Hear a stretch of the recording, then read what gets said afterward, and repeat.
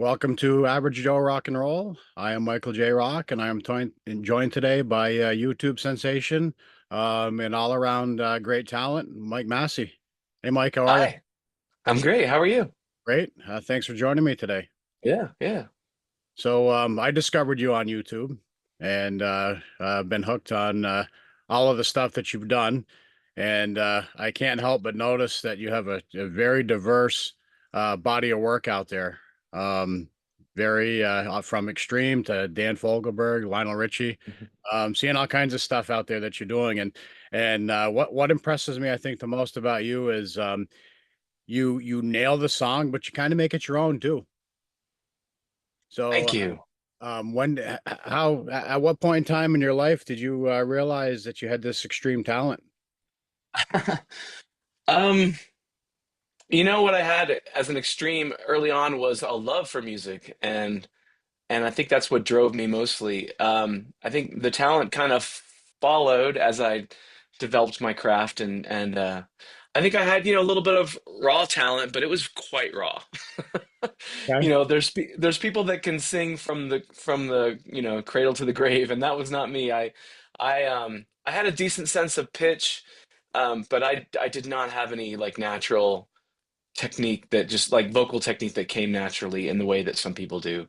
And so I got better as I started taking voice lessons, and that happened in like basically after high school. I started taking voice lessons, but I also was a music major, so like I had a good enough voice that I could audition and get accepted as a music major, but I needed a lot of help, and I got a lot of help. So that was helpful.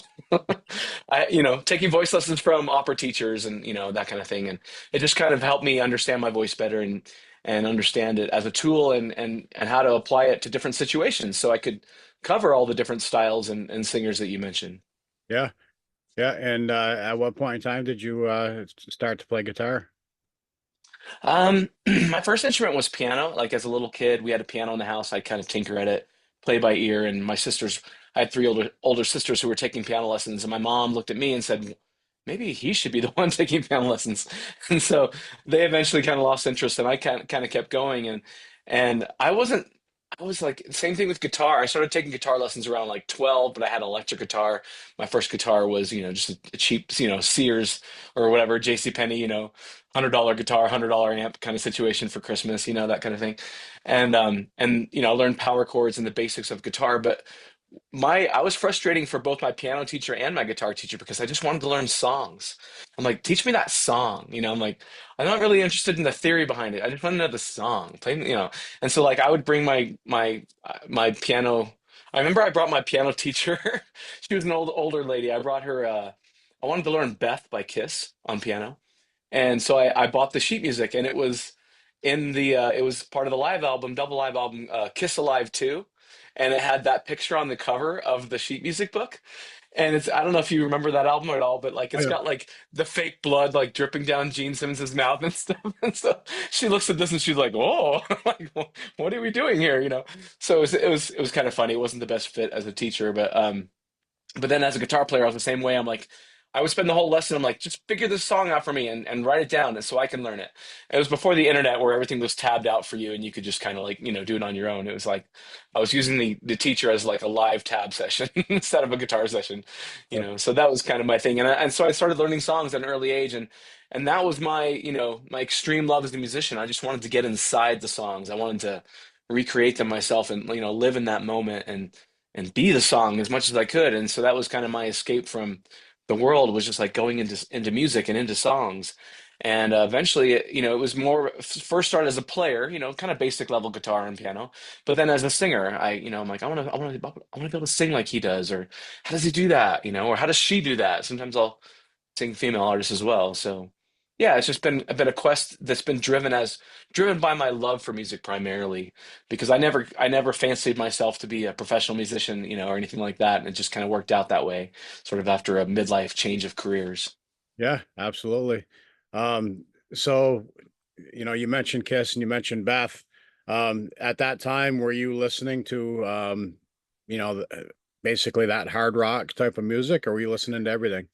Yeah, I mean, I had some music I discovered on my own, and then some that was kind of brought to me through my mom or my older sisters, and that was mostly like they were into it was like mid 70s, but they were into like Beatles and Stones and Who, and my mom loved Eric Clapton and Neil Diamond. So there was a lot of music in the house. And then I had a sister that got into Journey early on, and she was in love with Steve Perry, all that stuff. So yeah, there was some of it was just kind of played in the house, but then there was music I discovered on my own. That's kind of more where Kiss came along. I don't remember who introduced me to Kiss, but I think it was just something I sort of found on my own and like, this is cool. And then later I found Rush and I found Yes and and Genesis, and my taste moved into more of a proggy area, but I still liked, I liked a lot of heavy metal. I liked Judas Priest and Iron Maiden, and I went and saw both those bands, in my youth, and then I got into the, mid '80s. I was into a lot of the hair bands, I like that, and so kind of, yeah, that was all kind of my vibe in different ways. But and even some of the new wave stuff, that was sort of, I gravitated towards it later in life, like the Depeche Mode and the Cure.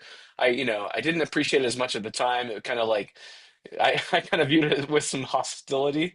That was like, oh, that's what my sister listens to. Like, I want to listen to Maiden. I don't want to listen to Depeche Mode or whatever. But now I'm like a huge Depeche Mode fan. I adore it. So yeah, so my tastes have kind of broadened over the years, but I still like it's still pretty much limited to the 20th century. I don't follow a lot of current music, and I admit that freely. Yeah, no, I'm right there with you. And for me, a Yeah. lot of the current stuff, if I do get into it, I fall out of it quickly. Yeah, yeah, yeah. You're like, I get what they're doing, but yeah, you're like, but I'll stick with the source, like the original, the thing that they're emulating. I'm gonna just listen to that instead. Right. Yeah, I get it. Exactly. So do you write your own material? I have written. I don't consider myself a songwriter in any ongoing way. It's just kind of something I've done from time to time. So I'm not a very prolific songwriter, but there's a handful of songs that I've written that I still enjoy, that I think are decent songs. And actually there's some on my YouTube channel, and there's some on other people's YouTube channels that they made videos of my original songs and put them on their channels, which is cool. So yeah, it's not something I really publicize, but it's out there if you look hard enough. Mike Massey original, you'll find it. So yeah, they're out there. I'll look hard. Cool. Everything that I've seen of yours has been a cover so far, so I'll look at Right. the originals. Sure. Uh, Sure. so I saw that you've got a live stream event coming up. You want to talk about that? Yeah. Yeah, thanks. Yeah, I do live streams when I'm not traveling the country or the world. I when I'm home for a weekend and I don't have gigs or whatever, I'll usually try to sneak in a live stream. And I did one on Saturday, just this past Saturday, and I'm doing one this week from Saturday, so like November 9th. I'm doing that with Bryce Bloom, who's a longtime friend and bass player that plays with me, and so it's going to be a duo show. And we played in Sacramento back in September, and he joined me for that show. And so we're going to duplicate much of that set list. And so it's going to be a good show. I'm looking forward to it. So yeah, so tune in. It's free. It's always free. 9 a.m. 9 a.m. Sorry, 9 p.m. Eastern time. 7 p.m. for me. I'm in Denver. So yeah. Yeah, no, definitely check it out. You mentioned Bryce. I did notice that you've also got a couple other gentlemen that you play with from time to time. Uh, Yeah. so how do you know these gentlemen? Mostly from college, Yeah. or high school or junior high, depending on who it is. Okay. Um, like Jeff Hall is kind of the person that most people associate with me. Like if there's a duo partner they associate with me, it's usually Jeff Hall, because Jeff and I have like this kind of large catalog of songs that we did together at the Pie Pizzeria in Salt Lake, starting in 2008 and going for about 5 years. And over that course of that time, we like documented as many of our arrangements as we could for my YouTube channel, and a lot of those have become fan favorites, and including, my most popular cover, which is Toto's Africa. He sings with me on that one, and Yeah. people, yeah, and Jeff gets his share of compliments and praise, as he should. He's great, and I love playing with Jeff. He's like just so chill, and he's talented, and he was a great grounding force for me over the years. I'm a little bit more like high strung, as a personality, and he's just like so chill. And so that was a nice contrast, and a great support to have with me. And then there's people like Sterling Cottam that I also met in college. Jeff I met in college, and Jeff and I, we both went on to be attorneys. And he actually was the reason one of the reasons I got a job as a public defender is that he had worked at that office before I did, and he put in a good word for me. And by the time that rolled around, he had moved on to be a prosecutor. So when we were playing together at the Pie Pizzeria, he was a prosecutor and I was a public defender for much of that. Okay. And then in 2014, about 10 years ago, I quit the day job of being an attorney, and I moved my family to Colorado, where I still am now in the Denver area, and I've just been doing music full time for the past 10 years. But yeah, just to finish up, but like Bryce Bloom, I met in Colorado after I got here. He reached out to me and he's like, "Hey, I'm a fan, but I know you moved to Colorado, and I play bass and sing. If you need your new local Jeff Hall, let's try it out." So I appreciated him reaching out, and we've done several videos together. He's played with me in Ireland, and just like we've just had a lot of different opportunities to play together. It's been fun, and he found a local guitarist, Rock Smallwood, that's joined me on a lot of my videos too. He's a great lead player, sings well, has a nice high vocal range. So Rock and I have done tons of live streams together, and also done some traveling gigs and local gigs. So yeah, those are kind of my guys that I lean on the most. Plus Scott Slusher and Ken Benson, who I knew from high school, and they were in my first band with me together. And now that I moved back to Colorado, we do stuff together all the time, and including live streams. So yeah, it's fun playing with my friends, which is basically what I do. Yeah, I enjoy playing with hired hands or professional musicians, doing collaborations and such too. But there's something about playing with your friends. It's just like it's just kind of a safe space. It like takes you back to when you were young. You're like just playing for fun. It's still kind of that vibe. that's kind of the old saying of, if you do something you love, then you never work a day in your life. Right, right, sure. So you had mentioned Africa, and I was thinking when you had mentioned that you also do a cover of "I Won't Hold You Back" by Toto. Mm. Um, Hmm. great job on both of those. I'd mentioned some of the other stuff that you had done. Have you ever had any one of those artists reach out to you and say, great job with what you did with the song? Yeah, actually, it's there's a little collection of artists I have now. It just kind of grew over time. Some of it happened through Twitter, just like me being on Twitter and tagging them when I posted something, and then maybe weeks or months later, like Sarah McLachlan randomly, I love this cover, Mike Massey, like just kind of responded to something I'd posted months ago. I'm like, whoa, cool. Yeah, and the guys from Toto, they were probably one of the first ones because my Africa cover became sort of like my calling card, like my signature song, if you will. And so, um, and it got sent to them a lot, and including Steve Lukather, the guitar player. Eventually, we exchanged emails. I think they're a mutual friend or something, and he's like, "Hey, man, I've heard your cover. It's great. I love it." And he's like, "People keep sending it to me." And then he said, if we ever come to your city, let me know. I'd love to meet you. And so they came through Colorado, and I got to go backstage and meet him, and which was a great thrill. Steve Lukather is one of the best of all time, Absolutely. and Toto just super talented. And he introduced me to David Page, who wrote Africa, and I wasn't sure if David had heard my cover of Africa, but he had, and he told me, and he said, so great to meet you, Mike. And he said, thank you for covering my song, which was amazing because no one ever thanked me for covering their song. And he said, you sing it better than we do, which is coming from Toto is like a huge compliment because their harmonies are awesome. And then he said, anytime I have anyone over to my house, I show them your cover, which was like mind blowing to me that this had been happening. I had no idea, that he had been admiring my cover of his song. And I found out because he told me in person. It was just like, it was a surreal moment. And so that's kind of my, what I call my Africa story, if you will. Yeah, And then like a few years ago, it was covered or not covered, it was parodied on American Dad on the animated show on TBS, American Dad.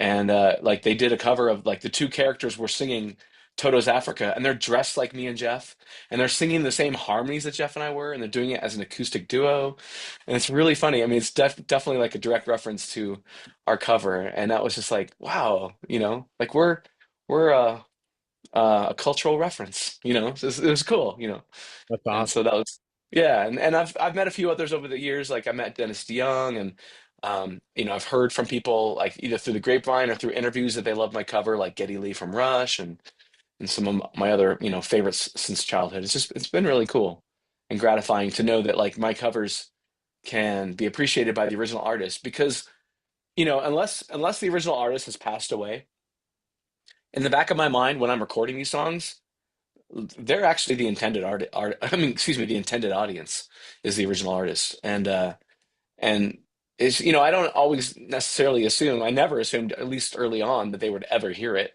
But just to find out that they did and they liked it, super cool for me. And it would be for anybody, as you can imagine. Yeah, no, that's wicked cool. So is there anybody out there that you haven't met yet that you would just be dying to meet? I mean, obviously, you know, Paul McCartney comes to mind. It's probably my first. Paul McCartney and Phil Collins would be probably the top two, you Okay, know. And then, you know, obviously like a Robert Plant or a Pete Townsend or somebody, you know, they're all icons to me, and they're all idols to me. But Paul's kind of the GOAT. I think the Beatles are like, I consider them my favorite band of all time, and his voice is my favorite voice of all time. There's others that I adore and really love and appreciate, that, you know, things that they can do that Paul didn't do or couldn't do. But like him, as just as a complete package as a singer, he was always my idol, and my, yeah, what I was shooting for vocally. And so yeah, just to have a conversation with him about anything would be amazing. absolutely. Yeah, it's funny, you talk about some of these icons and some of these, these guys that have been around forever. And my grandson today is dressed up as Alice Cooper for Halloween. Nice, nice. That's amazing. Yeah, yeah, no, it's pretty cool. Is there any place you haven't toured yet that you'd love to go to? Um, yeah, I would love. I mean, that's the thing, is like sometimes I'll plan gigs to, like, if I'm going to go to a city or a country, I'll be like, I want to play where I want to go, you know, like a place I want to see.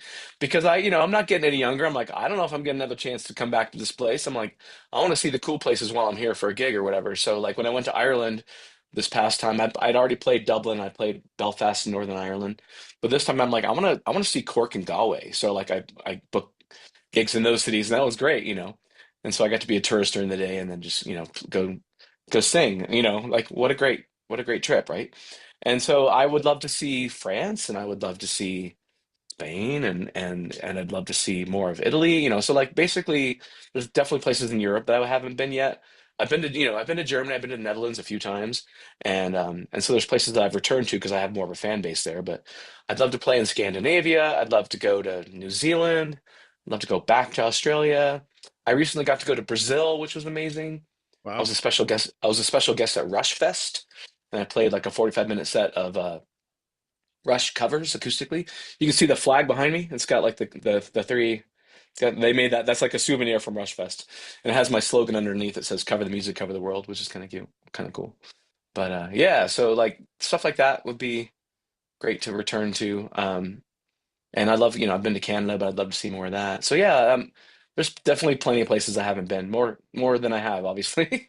And yeah, I'll play anywhere. And I do private gigs too. Like if you're getting married in some cool exotic location, you know, count me in. Or even if you're getting married in your backyard in the United States, you know, I'm there. It's fine. It doesn't have to be special or exciting.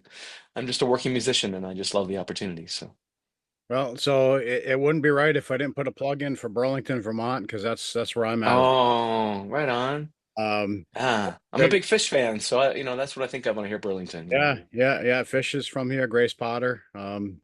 There's a handful of very talented bands that have come out of this area. And But Ben and Jerry's. Ben and Jerry's, yeah, Ben Jerry's factory is not far from Burlington. You could do a tour, tour of the. Excellent. But yeah, no, I've grown up in Vermont and living on the Canadian border. I've been to Canada lots of times and Yeah. hooked on the a lot of the Canadian bands that don't get the love down here. Hmm. The Helixes and the April Lines I remember Helix. and I actually interviewed Mark Parent from April Wine, who's Oh, Miles right on. Goodwin's. We don't like to use the word replacement because you can't replace Miles Goodwin. Right, right, right. Mark Parent was on, and another tremendous talent. But no, I've there's a lot of bands up there that just never, for whatever reason, never broke it much down here. Um, Hmm. have you covered? I know you mentioned Rush. Have you covered a lot of Canadian artists? You know, I love Triumph too, but there's, I mean, as hard as Rush is to sing, like Triumph can be even harder sometimes. So I love Triumph and I love Rush, and those are the two big ones. You know, I did some Brian Adams, but then he gave me a copyright strike on my YouTube channel, which was very un-Canadian of him. Canadian of him. I was like, why, dude? Why? Yeah. Like my only copyright strike came from Bryan Adams. Like years after I'd posted a cover of his song Heaven, Yeah. like years later, I randomly got a strike for it. I'm like, dude, not cool. Like, No, what the hell? Anyway, no warning or anything, no like takedown request, just like boom, strike. I'm like, all right, whatever.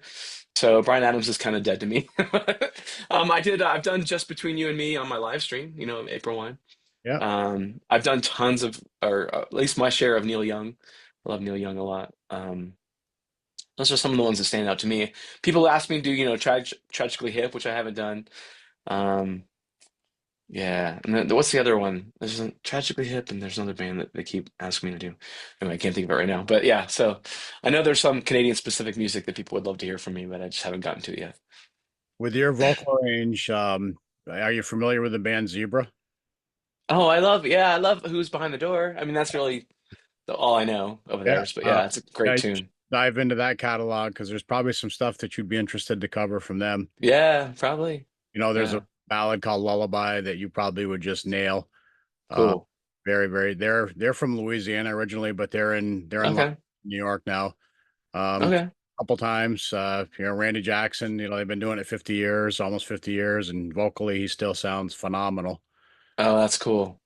So, um, but Oh, I've also done some Gordon Lightfoot. I love oh, doing Wreck of the Edmund Fitzgerald. That's a great song. I love doing that one. yeah, he was another tremendous talent. Hmm. Too bad he passed, but yeah, Hmm. he's a tremendous catalog, tremendous storyteller for sure. Yeah, yeah. Um, so before we wrap up, is there anything you want to plug for yourself?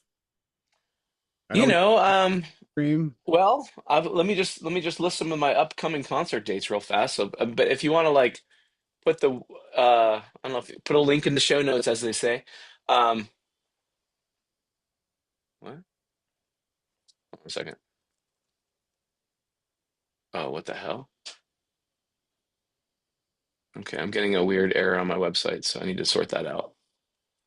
That's not good timing. Anyway, I'm coming to St. Louis at the beginning of December, December 6th, and then yeah, I'm in LA in January. I'm doing like 7 dates in Germany in January, and then yeah, I'm playing all over. Doing Tempe, Arizona. I'm doing Charlotte, North Carolina. I'm doing Claremont, Florida with Jeff Hall. Doing Pittsburgh. I'm going back to Ann Arbor.